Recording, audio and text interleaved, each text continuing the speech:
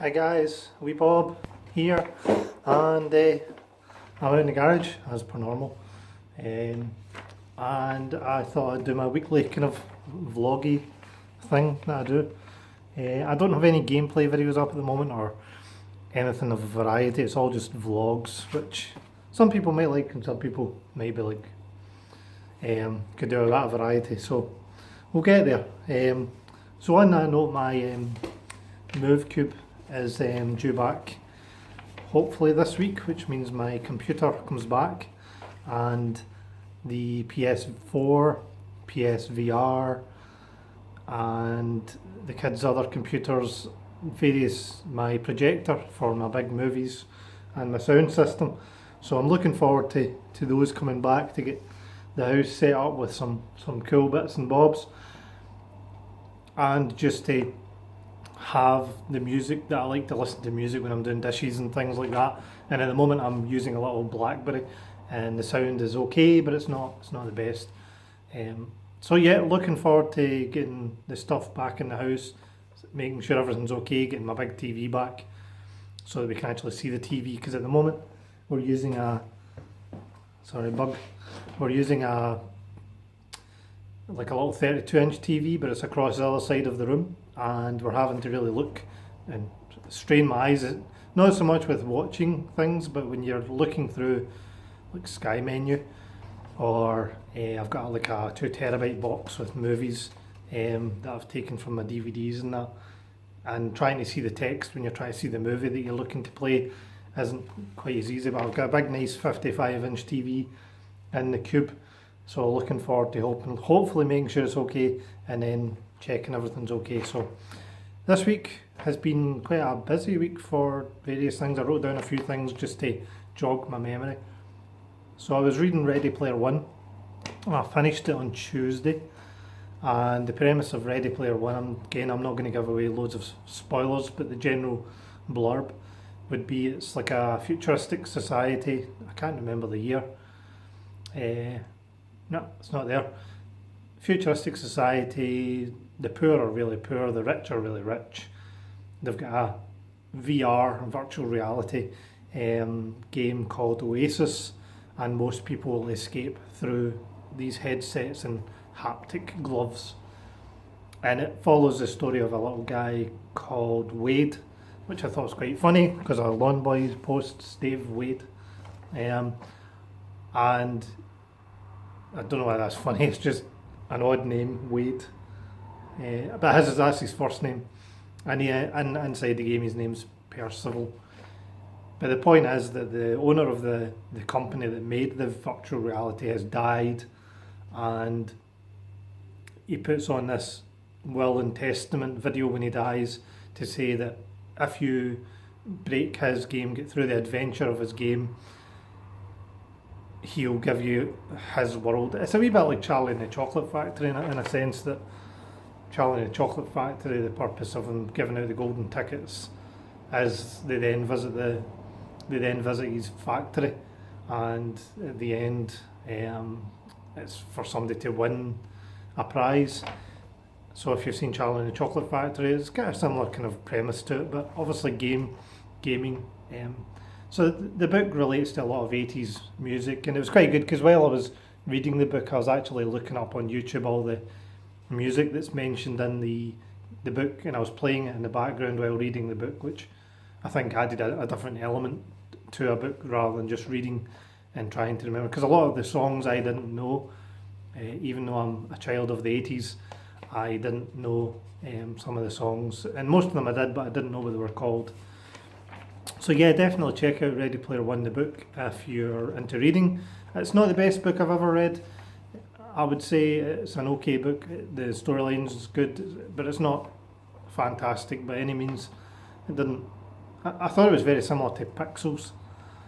I thought the kind of premise was very similar to Pixels, the movie, and I don't know which came first, whether the book came first or whether the Pixels movie came first. It's not. There is major differences, but very similar kind of in the way that it's kind of laid out. Very similar to, it's get different things into it. So anyway, other than that, I was on my Super Nintendo Mini, and I downloaded Flashback, which I had for the Mega Drive back in the day. So yeah, I've been playing Flashback. I don't know whether anybody knows of the game Flashback. It's like a RPG, but for the date, I remember even back when I had my Mega Drive, the graphics really stood out. The animation of the guy pulling his gun out his jacket and standing and shooting, and I think it was one of the first games I ever played where the gun doesn't emit like a bullet. Like if you play Contra, you're shooting, or you're playing any kind of, most of the other games there's like a pixel that flies across the screen for the bullets. So yeah, this was the first game I remember ever playing where the bullet just shot straight across the screen like it would in real life.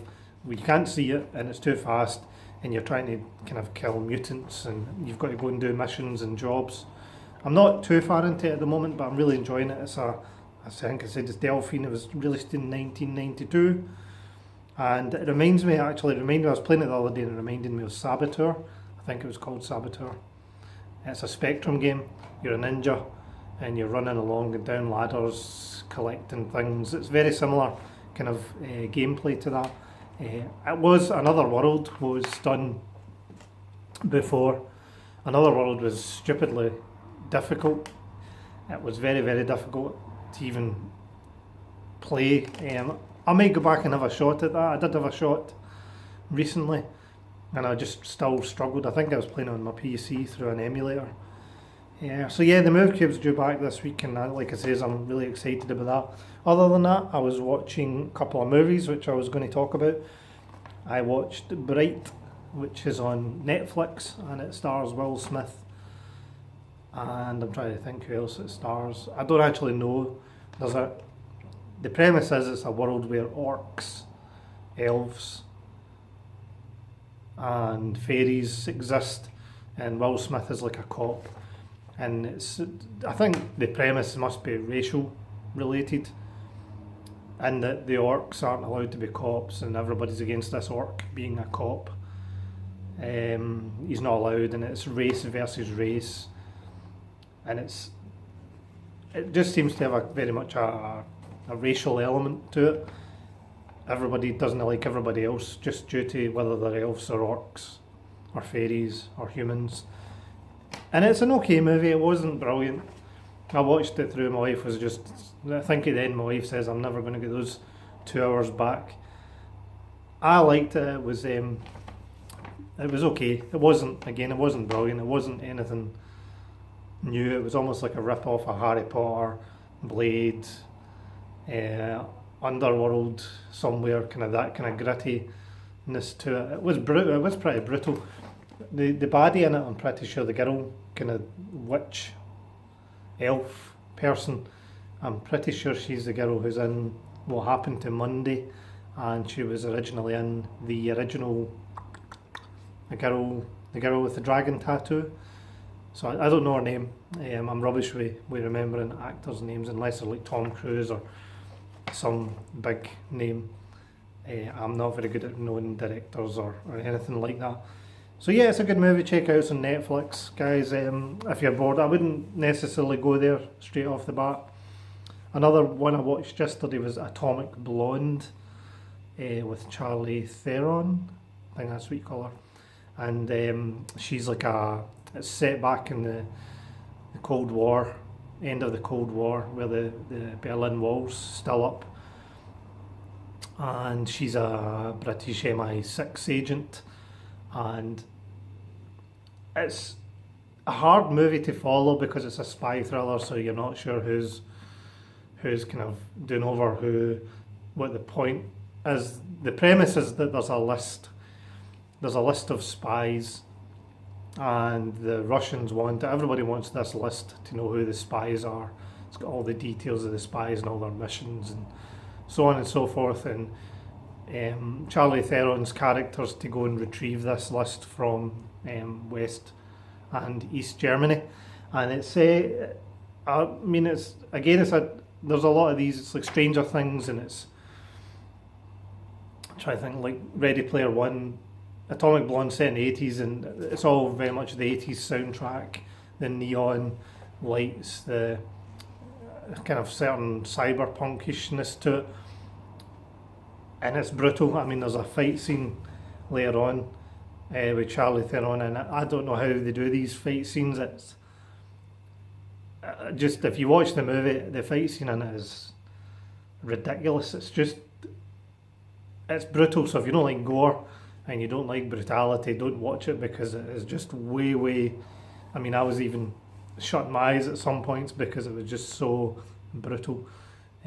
Overall, the movie was decent. It was, again, the premise was hard to kind of follow. I actually watched it in two parts because I just felt it wasn't going anywhere. The pacing wasn't quite right. But overall, it was worth a watch, and certainly don't regret watching it. I thought it was good. I like Charlie Theron. I'm not even sure that's how you pronounce her name, but if I'm wrong, apologies. So the last movie I watched, and I've wrote it down here, was Finding a Friend at the End of the World, I think it's called. It's Steve Carell, Keira Knightley. I watched this, me and my wife had started watching it a while ago. It's on Netflix as well, and it starts off, there's an asteroid coming to crash into the Earth in like 3 weeks' time, and Steve Carell's just like an insurance guy going about his business, and the news doesn't seem to bother him. He just seems to have got himself into a rut in life where the end of the world's not a big deal, and it's a good movie. It's a bit odd. It's a wee bit of a contrast movie. It's almost like two different movies stuck together. So I thought it was a comedy. I thought it was going to be like a funny comedy like Bruce Almighty or that type of comedy, Knocked Up or something like that. And it starts off with a crude humour. Everybody's, because it's the end of the world, everybody can do what they like. And for the first kind of 20 minutes, half an hour, the movie's a wee bit kind of distasteful. I just didn't really like it at that point, but I thought I'll just persevere, and I'm glad I did, because the movie kind of transpires into this very nice, it's just a good movie. By the end of it, it's certainly more deep than I think it was kind of portrayed to be. It's quite a deep, it's not like, I don't know how to describe it. It's just a good movie. So if you're looking for something to watch, give it a go. It's Finding a Friend at the End of the World. I'm pretty sure that's what it's called. So yeah, that's been my week in terms of games and movies. The weather yesterday here in Scotland was great. I didn't get a great chance to go out, but that was partly my fault. I was kind of having a lazy day yesterday, and I got outside, played some, kind of throwing a wee Pokemon ball about with my kids, and then had to go shopping. And for the first time, I went to Asda, and as I was getting into Asda's the Walmart own Asda. It's a big supermarket, so you can buy all your groceries and you can buy your clothing and games and everything in Asda. But as I was coming into the car park, the two Asda people were standing outside turning everybody around because the tills had apparently broke. So the joys of modern world where everything's connected together, as soon as the server goes down to the tills, they all go down. So it's not just like one till breaks. So they had to basically close the shop. So I'm guessing that cost them a fair amount of money based on it being a really hot day. So everybody would be going down. That might be the reason. Everybody would have been going down in Scotland, or in this part of Scotland, to get their barbecue supplies, get their meat. Because we don't get very many real sunny hot days in Scotland. We do actually get a lot of dry weather, and that's something I've noticed since I came back. Me and my work colleagues, we always go for a walk at lunchtime, and very rarely have we been stopped. It's like maybe once or twice since I returned that we've not went our walk, and that's because the weather's okay enough to go out. It's been cold and we've had to wear my hat and had to wear my gloves and my jacket, but the sunshine's been there, or it's been dry, so it's not, the weather here's not, I think I've got different eyes now, having been in Australia where it was just roasting all the time. It wasn't that for the time I was there, it was getting to the height of summer, and it was just really, really hot. Blue sky more or less every day. We did have 2 storms, but again, the storms are warm. The storms don't last very long, and then the sun comes back out and it's roasting again. And even during the storms, it's roasting. So it's a wee bit like the Good Morning Vietnam when Robin Williams is talking about weather and he's like, it's hot, it's damn hot. That's a terrible impersonation, but go watch it yourself. So yeah, guys, that's about it. Like I says, life's been pretty good this week. Can't complain. Work has gone okay, and I've been managing to do a few YouTube videos. In terms of not me recording YouTube videos, just in terms of watching Lawn Boys post. I was watching one of his earlier on Green Beret, which is a great game. Horribly difficult game, but a great game. And it's amazing how the wee siren at the beginning can just flood you back to playing the game on your Spectrum back in the day. So, hope you guys are well. Life is good. And we bob out for another week. Hopefully by this time next week, I will have my computer. It will be set up and I can start maybe interjecting some gameplay, or being able to, I've got a capture card, so I'm going to set that back up and hopefully get it up and running to capture some gameplay that I can overlay with talk, or do these vlogs and have gameplay or something, just something a bit different than me sitting in my boarded up garage. So I hope you guys are well, and we bob out.